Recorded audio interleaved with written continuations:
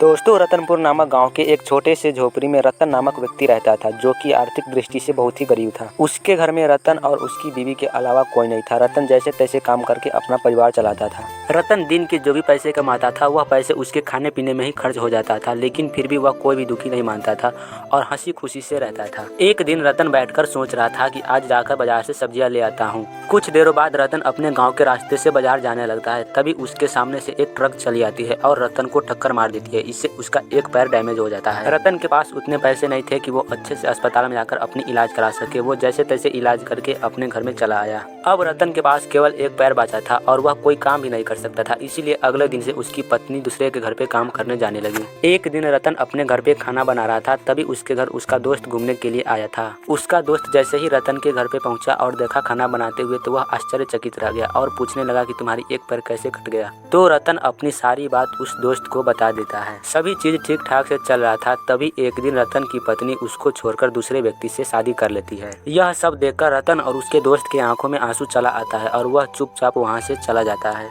इसके बाद रतन की पत्नी भी जिससे शादी किया था उसके साथ उसके घर पे चली जाती है। वह दोनों दोस्त बात करते जा रहा था कि ऐसा क्यों उसने किया। उसी दिन रतन अपनी पत्नी के लिए बहुत सारे समोसे बनाए थे, लेकिन उसी दिन उसकी पत्नी छोड़कर चली गई। तभी दोनों दोस्त बात कर रहे थे और वह समोसे उसको देता है खाने के लिए।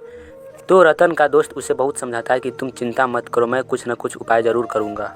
वो समोसे बहुत अच्छे से बनाने आता था, इसीलिए उसका दोस्त समोसे का सामान लेकर रतन के घर पे चला गया। और अगले दिन रतन ने उसी सामान से बहुत सारे समोसे बना दिए और उसका दोस्त उस समोसे को लेकर एक बाजार में बेचने के लिए चला गया। उसका दोस्त उस समोसे को टोकरी में रखा हुआ था और कुछ गांव पार करके एक बाजार में चला जाता है, जहां पर बहुत सारे लोग उसके समोसे लाने के लिए आते हैं।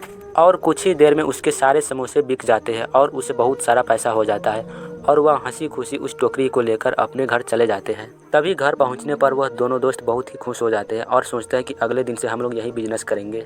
और अगले दिन फिर रतन ने बहुत सारे समोसे बनाए और उसका दोस्त जाकर बेच दिए। रतन के समोसे बहुत ही स्वादिष्ट थे, इसीलिए उसका प्रचार गांव-गांव तक हो गया और बिक्री भी बढ़ने लगी।